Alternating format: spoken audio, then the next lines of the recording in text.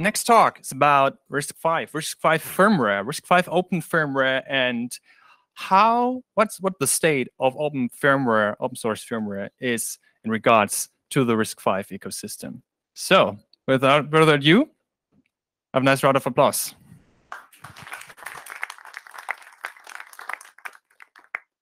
Yeah, okay, awesome. Wow. Oh, this is a really fancy setup for me, so I was trying to figure out where do I look and what to do. So hi. So today we're going to talk about role of open source firmwares in RISC-V. Myself, Atish, he's Alistair. Then we have another colleague, Anup, basically, which we are working on it. And he's in India, so he couldn't make it. Anyways, so to give you a brief outline, we'll start with what exactly is RISC-V, which I hope I don't have to tell you this audience in 2019. Solid 2019, everybody should know what's RISC-V. Then the industry standard open source bootloaders, which I hope I don't have to tell you this audience because it's open source firmware. So everybody must be more aware of bootloaders firmware than me. So next is RISC-V boot flow, which I also hope shouldn't have to go into details, but exactly works how it works for ARM or x86 or anything else. Then we'll talk a little bit about what's the RISC-V specific things and what's the roadmap ahead. And we have two cool demos that we'll go into. So before we start, we'd like to acknowledge all these people from different projects. So I'm pretty sure I might have missed a couple of them. So I tried to put on as much as could fit in the slides. So the entire ecosystem, boot ecosystem, is done by the community work. We are just trying to solve one piece in the boot puzzle. Everything else is done by U-boot guys, core boot guys, EDK2, and then many others. So it would be unfair to start with the slide with our work without acknowledging them. Next, so what is RISC-V? So let's do a quick survey. How many of you guys have actually heard anything at all about RISC-V, or this is like branding? This is okay, it's good enough, but it's still saying I don't see all hands. So I guess RISC-V Foundation need to pump more and more and more money to the marketing. I thought it's enough, but I guess it's not. So you'll see more 1 day, half day, I don't know, 5 days. They keep organizing these things. So I was like, why do they do this? But I guess they still need to do this. So basically, and one more thing, it's not, a lot of people say it's RISC-V, but actually it's RISC-V. It's a big difference. But that's what Foundation wants everybody to know. It's RISC-V, not RISC-V. So that has to be the first line of every what is RISC-V slide. It's known as RISC-V, not RISC-V. Just make sure, remember that.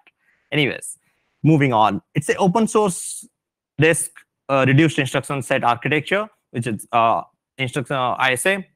So it's basically a modular ISA which gives you a flexibility of customizing your application, customizing your need to provide a better solution for your product. So the base ISA, there is a base ISA and there is a bunch of modular extensions on top of it. The base ISA is incredibly small and it's frozen, and mostly it's integer and embedded, and then on top of it, it's like multiply, divide, atomic, floating point, and then compress instruction. So all those are also frozen. All these forms the G, which is IMFD-C, known as G, and then RV64GC, which basically boots Linux. So if you want to boot Linux on RISC-V, that's the minimum extensions you need to support on your hardware. Then we have more feature-rich, advanced extension, which is such as virtualization, vector, bit manipulation, which are still being drafted. There are numerous working group committees. Anybody who is a member of Foundation is welcome to join, or if you can be an individual member and welcome to join in the group and then contribute. And those are draft extensions, those are being revised. And as they are being revised, we go and implement it in QEMU, or if there is a FPGA implementation, we go out and do it in the FPGA to prove that, okay, this spec works. Then gets ratified and eventually frozen. Once it's frozen, there is no looking back. You can make extension, you can make changes, but it always should be backward compatible. So once a spec is frozen, you always have to go in a route like go forward, and your software will always be backward compatible. So there are a lot of multiple CPU implementations available, both open source and IP license. So remember, RISC-V is an ISA, so that's open. But any CPU that implements RISC-V doesn't have to be open. It depends on the company. What do they want to do? There are multiple CPUs, Boom Rocket 64. We have Swerve Core from Western Digital, which are open source available. At the same time, we have Andes Sci-Fi, which basically license their core IP. Currently heavily backed by all these companies, and which sees the growth of the ecosystem. Now, why RISC-V? Why do we need it? So we need an open source RISC ISA to leverage the implementation so that you can change, modify without paying any licensing cost. As far as I remember, until recently, there was no ISA that you can just take it and go and change it, until 2 weeks back when IBM announced, oh, there is open power. So here you go, open power, go and take it. Sometimes I wonder what caused the change of heart, but well, I'm nobody to answer. So, but yeah, so whole point is you have an open ISA, so same as RISC-V, same as open power or any other open source ISA, that allows you to don't have to contract, go into an NDA with, let's say, ARM or Intel or any other company, and you can go and modify to your own liking. Security audits become very useful. You can you can do a custom specific, application specific custom CPU that only suits your application domain, which kind of enhances the performance. It's a community-driven development approach where everybody is welcome to contribute to the hardware design and the spec, and it's basically taken a leaf from the open source software ecosystem, how it is evolved and grown over the time, and we're basically trying to adopt the same approach. So that's all the boring stuff. Now let's go to the cool stuff. What exactly what's happening in the bootloader area and the firmwares. So this is, it's not like, when I say industry standard bootloader, this is just a simplistic multi-stage bootloader that may be much more complicated. But in the view of this talk, wanted to present a simplistic bootloader boot flow for how exactly most of the embedded, if not all, most of the boards work. So we have a ROM which runs from the on-chip ROM, which basically, as its name suggests, it runs from the ROM, do the SoC power up and clock setup. Then we have a loader which runs from does the DDR initialization, does your PHY DDR clock initialization, and then typically loads all the forward stages. And the typical example would be an U-boot SPL or core boot, which deals as an loader. And then there is next runtime, which provides any kind of runtime services which will be persistent after all this bootloader is done, and let's say your Linux or other operating systems boots up. So that will be the persistent code Ron was talking about. We shouldn't have it. We shouldn't maintain it. There shouldn't be any persistent code after Linux boots. One day, yes, I would also vote for it, but for now, it's there, so it is. So it basically, typical example would be in my ARM world, it's an ATF where you do all security services and all do runtime services as per whatever specification based on that architecture. Then there is bootloader, which is Grub, U-boot, or Linux boot, which has much more richer features, which basically have file system support, network support, and then boot configuration. You can do boot multiple OSs at the same time from a menu or fancy stuff. So this is what almost all of the boards or architecture follow, and this is what we try to follow, which you carefully look more or less exactly same. Currently this is in terms of Hi5 Unleashed board, the boot flow, the namings are Hi5 Unleashed board because that's the only RISC-V platform available today. But going forward, the names may be changed, especially the first two stages, but we are hoping that this will continue to be the boot flow for RISC-V. So currently for Hi5 Unleashed, there is the ROM stage is basically known as ZSPL, which is known as zero-stage bootloader. Then there is FSPL, which is first-stage bootloader, which again does the same clock initialization and all, clock and DDR initialization. Then it jumps to OpenSPI, which is the only RISC-V specific firmware, which basically just the whole objective is to just provide the runtime services for RISC-V. We'll go into the details of what exactly and what it does. Then there is U-boot, which guess everybody's aware of. So we have complete U-boot network and SD card support. So you can load your image from network or SD card, how you do for, let's say, x86, any ARM board or x86. Then, of course, the Linux OS. So the whole idea is to follow a standard boot flow, and all these components are open source. None of them are vendor logged or anything. I put it as proprietary, like some of the color, because going forward, there may be some ZSPL code which may be vendor logged, maybe some FSPL, but we are trying to not to have it, so that U-boot SPL and core boot basically can replace FSBL, and everybody just use the entire open source boot flow as a default RISC-V boot flow. Now, what exactly SBI? I remember some of you might be present in the bronze talk when you saying we're going back to the legacy OS mode, legacy BIOS mode, and it's all not that great. To some extent, I agree, but this is what is in the spec. This is what I, as a designer, thought it's a good idea to have it. So we have to make the software work. Whenever there is an alternate method or there is better hardware to support it, we can always get rid of it, but I don't see it at least in near future. So let's little bit learn about what exactly is SPI. It's a RISC supervisor binary interface, which basically an interface between your OS, which runs in your supervisor mode, and your supervisor execution environment, which is like a bare metal hardware or hypervisor. So any of those layers have to implement that SBI layer to provide those services to whatever running on the supervisor mode. So it can be Linux, FreeBSD, or any other operating system. So it's like a system call calling convention. You put in calling arguments in which call and what are the arguments in your A0, A1 arguments, and then you make an A call. It will trap into the M mode, and then it will execute that code and figure out what needs to be done based on that call. So the advantage of SBI calls, why it was there, to reduce the duplicate platform code between across OSs. So you don't have to implement something that is very specific to the hardware. So SBI call basically abstracts away for you. And then there is a common drivers can be developed, then there is an interface direct access for hardware resources, something like misaligned load store, or a instruction or a CSR that's not present in the hardware but in the spec. So you can emulate in this layer. So currently we are at the 0.1 specification, which has a lot of legacy calls, and we're trying to remove those to improve the performance. The next version is 0.2, which are being drafted right now. Like it's already in the GitHub, and then there's an implementation available in the mailing list.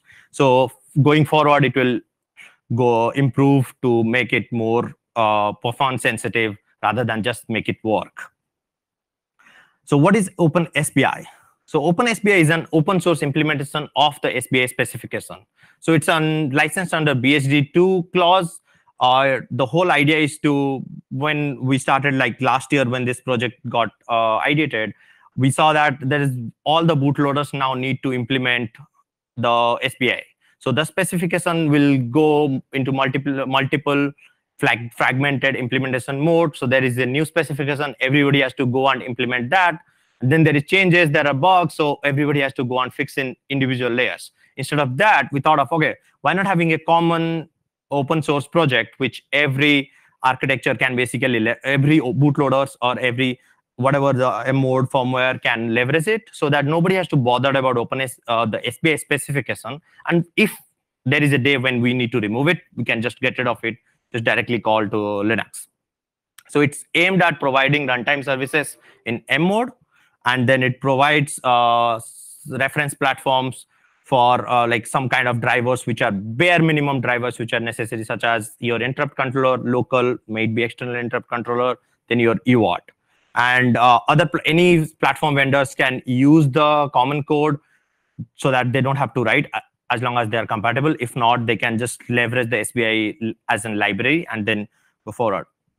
So the key features in it is it has multiple layers. One is it just implements the SBI specification as a library. So anybody who wants to just use the library, just use it as a library wrapper and then just use it. Then there is a platform-specific library, which is any platform vendors can make use of it so that they don't have to rewrite the same code again and again. Then it has the platform-specific firmware, which has different options, which I'll follow the next slide. And the platform vendors can choose the same to take advantage of the direct firmware generated by OpenSPI if they want to. If they don't want, just take the library as and use it.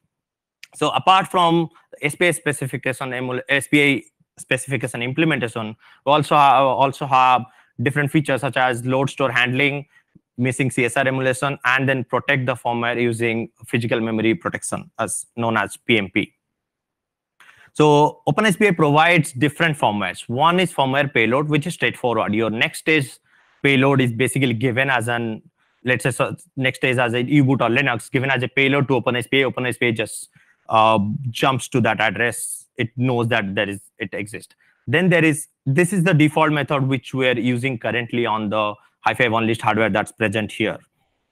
And then there is firmware jump, which is a static fixed address. So OpenSPI knows that the next stage is at this address, and then I just jump to it. That's being the default model used for QEMU. Then there is firmware dynamic, where the previous stage, such as U-boot SPL or core boot, basically configures that your next stage, I have loaded it for you. So you don't have to load it. I have loaded it for you. It's this address. It passes that address to firmware dynamic. OpenSPI just jumps to that address. So there's different ways to provide different kind of option to different bootloaders or firmwares. Then SoC vendor may choose either way to do it, and then currently it's done in a different way. Depending on the bootloader, it's done in a different approaches, which will also follow. So currently we have multiple platforms supported in OpenSPI. We have Hi-Fi unleashed, which is this one. Then there is Andes, and which is I think they have an FPGA implementation, but if I'm not wrong, they don't have an ASIC. Then there is Ariane FPGA SoC, which is from UTS Zurich, and then there is super cool $20 Kendrite Chinese board from a Chinese company, is a Kendrite K210. The problem with it is it has an S mode, but it doesn't have an MMU. So you have to run, and it has 6 MB of SRAM. So you have to run really like no MMU Linux, which the patches are on the mailing list. And then obviously we have QEMU, which is the best, coolest software ever available in this world, because you can go and implement everything in QEMU and then verify. And speaking of QEMU, I'll switch to Alistair, who will go through the rest of the slides. All right, thanks. All right, so the upstream status of everything. So OpenSPI is actively developed and maintained. We recently had the 0.4 release like a month or two ago. And OpenSPI is now the default firmware in Buildroot and Open Embedded, which are two commonly used embedded distributions. And it's the QEMU BIOS option now. So QEMU has an option to pass in basically a firmware. And QEMU started with x86, so they call it BIOS. And QEMU will ship now with the OpenSPI pre-built for you, and you can just point to that and run that. So if you're not interested at all in building RISC-V things, you just want to download Fedora from the internet and run that, you can do that now with QEMU. Fedora and Debian also provide images with OpenSPI as well. So U-boot, it gets a little confusing, but U-boot 2019-7, which was released in July this year, has Hi-Fi Unleashed support, but it only supports booting via network, not via the MMC. And the MMC support is coming in the 2019-10 release, which happens in October. And EFI support is there. So Grub actually has a port. It was a pretty early on port. So Grub works on RISC-V.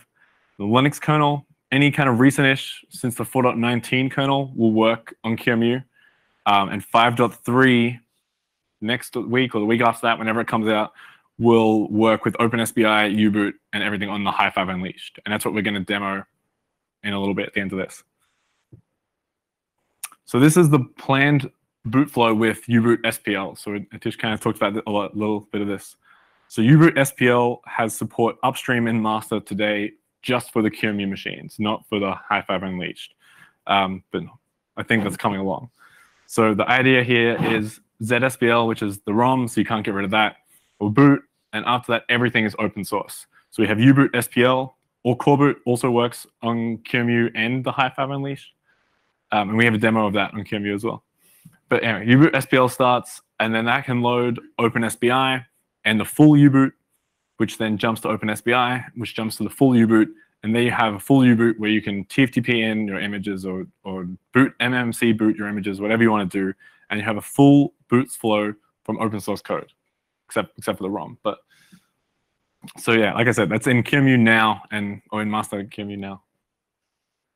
And so EDK2, so the HPE people are working on the EDK2 implementation. So they link the OpenSBI library into EDK2 and use that for the SBI runtime services. So they build it inside their build environment, which is the same way that Coreboot builds OpenSBI for their users. And so it's getting there. It runs on the U540, which is the same core that's in the Unleashed, but it's a soft one, it's on the FPGA platform. So still stuff to do. There's always something to do. So EFI stub support for full UEFI support. So I think there's probably a lot of people that don't like that, but the Red Hat people want it, Fedora people want it, SUSE people want it. There's distros that, if they could get away with it, they would only ever support UEFI, and that's kind of what they want to do because it simplifies everything for them. They can boot the same thing on every architecture, and they don't have to worry about it. So even if probably most people probably don't like UEFI here, it's something that has to be done and looked at. uboot SPL support for hardware. So again, we're almost there. We have the QEMU support. That's step one. So SMP support in Coreboot. Although I think someone said there were patches for that, or at least someone was working on that. EDK2 upstreaming, and then every other bootloader that people care about. So Linux boot, if anyone wants to do that, go ahead. And whatever other bootloader people are working on, RISC-V should always be supported. Open source bootloaders. Oh, well, yeah, open source mostly. So ongoing work. So the SBI specs are a big focus now. So the current version is just what Sci5 did, and everyone's kind of used that. So the new plan is to do a 0.2 version, which at least allows like a framework to probe the version information and extensions and things like that. And then on top of that, power management to turn cores, or hearts they call them, on and off. OpenSBI then needs to support the new SBI spec, sequential CPU boots, supporting other bootloaders. So we've done a lot of work for the EDK2 people. Anything else to support the core boot is already there, and uboot SPL is coming along. So hypervisor support. OpenSBI actually needs patches for support the hypervisor extensions. So the hypervisor extension has a QEMU implementation, a KVM implementation, and a bare metal hypervisor implementation now. And there's patches on list for OpenSBI support for that as well. So that just needs to be kind of tidied up and merged. And then platforms. So OpenSBI is platform dependent. So for every new platform added, OpenSBI has to be changed at least for that. So that always has to happen. So this is unrelated to anything else, but one of the demos is going to be showing OS tree. So it's kind of an immutable way to boot embedded systems. So you can update your system like a Git update, basically. So you pull in the update and then reboot into your newly updated system. It's what Fedora Atomic, which is now called Fedora Silverblue, is looking at. It's what Meta Updater uses, which is where it came from for here. Flatpak uses libOSTree. So it's kind of cool. I'm not going to go into too much detail. I'm just showing it off. And the idea here is that RISC-V is the same as everyone else. We do the same things in boot that everyone else does. We don't have to do anything special. OK, so now the demo.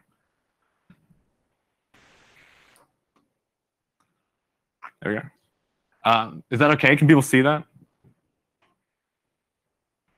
Make it big, a little bit bigger, maybe. There. People in the back can see it. Yeah, make it bigger. Better? Yeah. This other side's not too exciting. OK, so this is the High5. This little one is the High5 Unleashed. It's the first and only publicly available RISC-V ASIC. So it's 4 RISC-V cores, plus another one doesn't do anything, and it boots Linux. And then here is a microsemi expansion board that gives you PCIe. So we're not using that today. It's just attached in the box, so it was easy to bring it. Okay, so we just turn it on.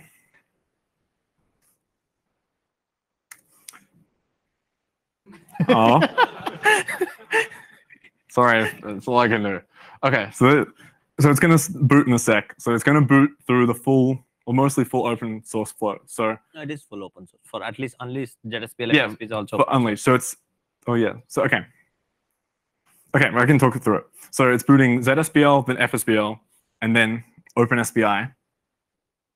So this is so you see Sci5 SPL, then OpenSPI, and then U-boot. So it's now running. That's what this other window is.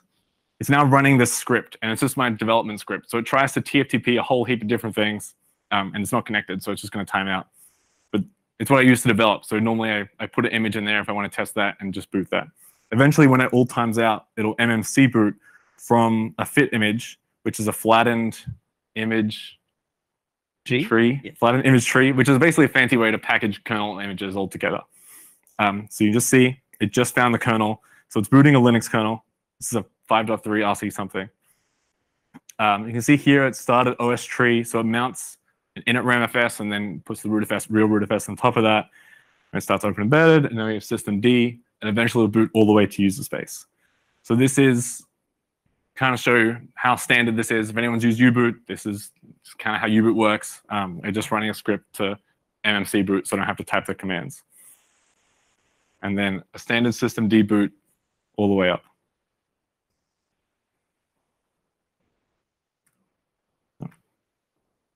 Oh, my terminal doesn't type. I've never tested on this laptop. Okay, doesn't matter. All right, so the other one. Is that also okay? People see that? Make it bigger, right? That terminal. Oh yeah, I can make this one full screen. Yeah. Okay, this is core boot. So this is QEMU here. So we're just running no graphic because we don't need graphics. We're running the Vert machine, which for RISC-V is the best machine. It's not real. It doesn't model a real board. It's just a QEMU generic thing. ARM has a similar one of theirs. There's some serial options. So we're passing in the kernel is a core boot file. So this core boot file has OpenSPI compiled into it and a kernel compiled into it. So it's going to boot all the core boot stuff, then OpenSPI, and then a kernel.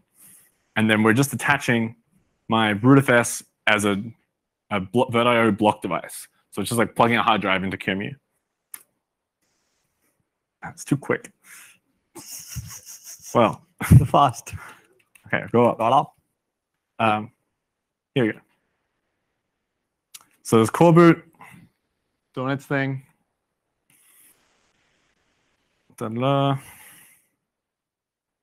Again, OpenSPI starting. And that jumps to a Linux kernel, which boots to a Linux kernel. And then it's the same thing. We're back to user space with systemd. So I'm trying to show everything kind of works in RISC-V as you would hope. And that's the plan. We don't want to re-implement everything ourselves. We want to use what everyone else is doing and get everyone on board. Yeah, so I think that's it. So any questions? Thank you. Please give a round of applause for those two. I think we have time for a ton of questions, really. We have so much time. The thing only says 1 minute. Yeah, it's lying. Please go to the respective microphones and line up there. And That's a difficult task. I decided to make a new policy, and I'm really sorry if anyone has a problem with that, but only one question per person, please. Okay. We have enough time.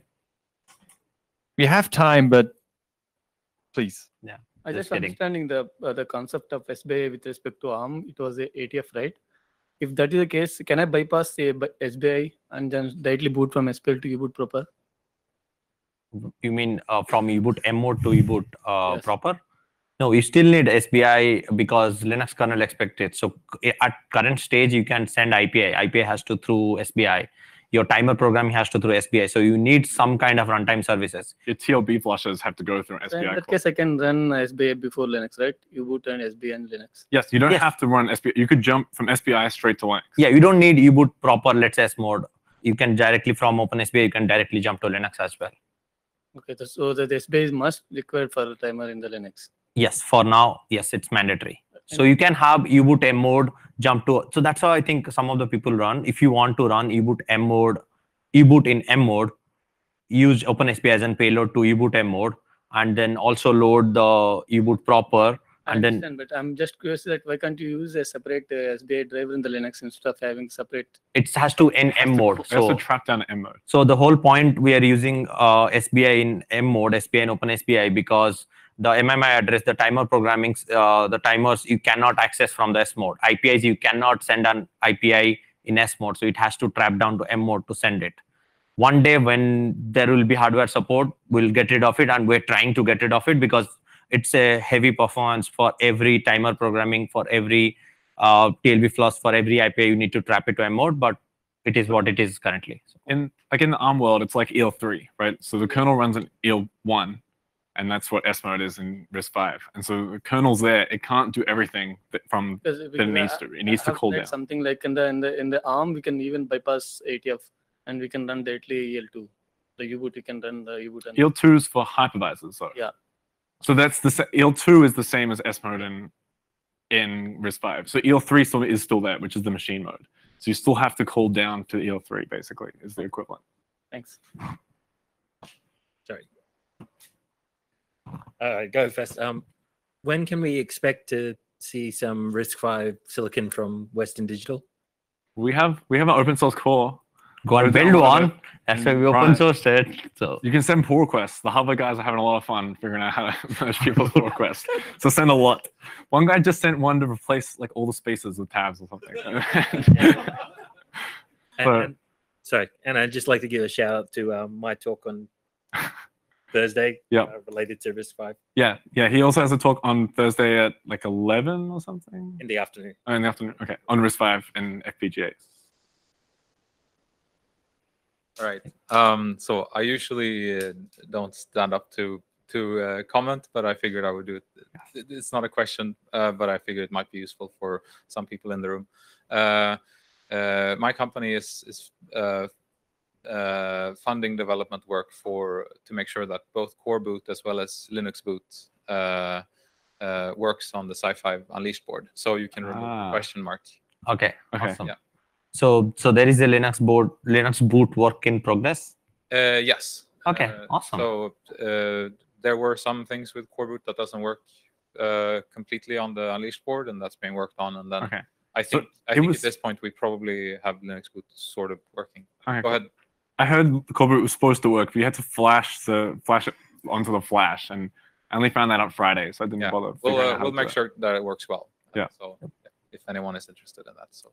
Yeah, it works really, as you saw, it works really well. It's pretty cool. Yeah. All right. We have time for a lot more questions.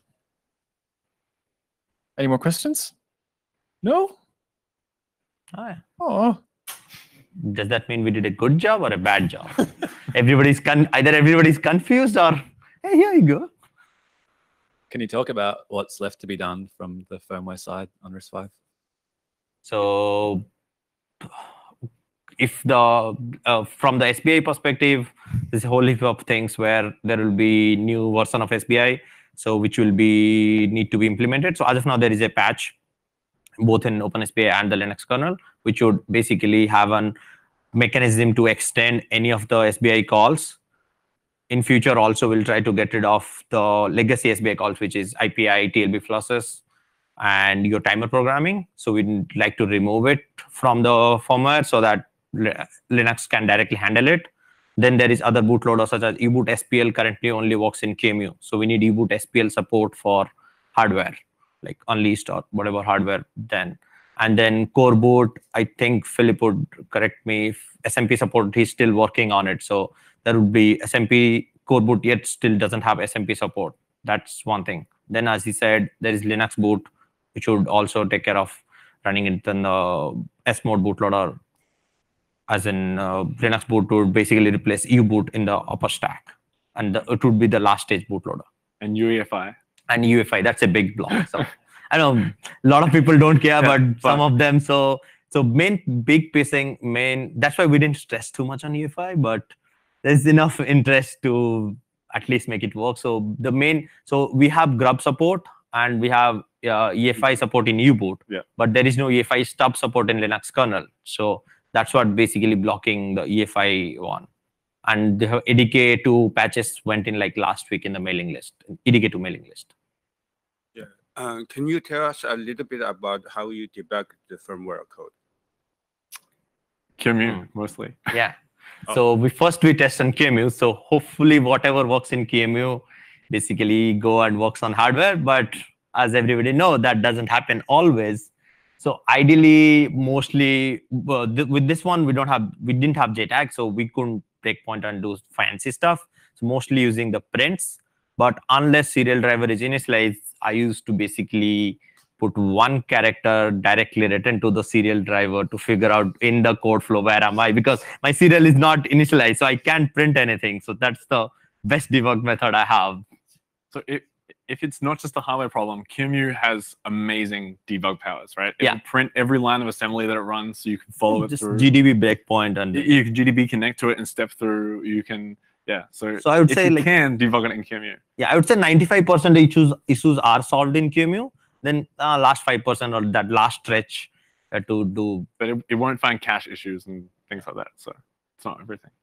But once it is booting, you can allow enough debug support in OpenSBI, so you can just go and print it and then see.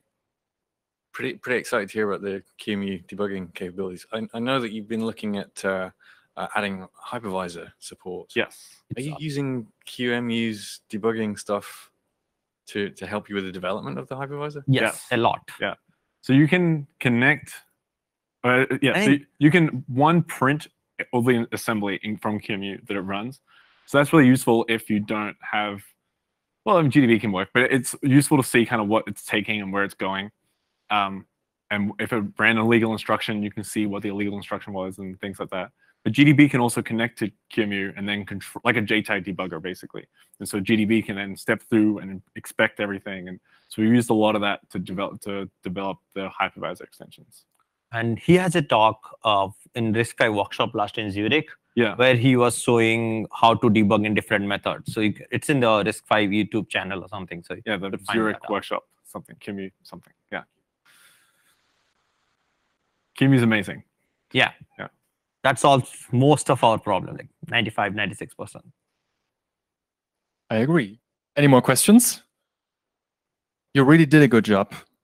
So thank you, and have another round of applause for them. Thank you.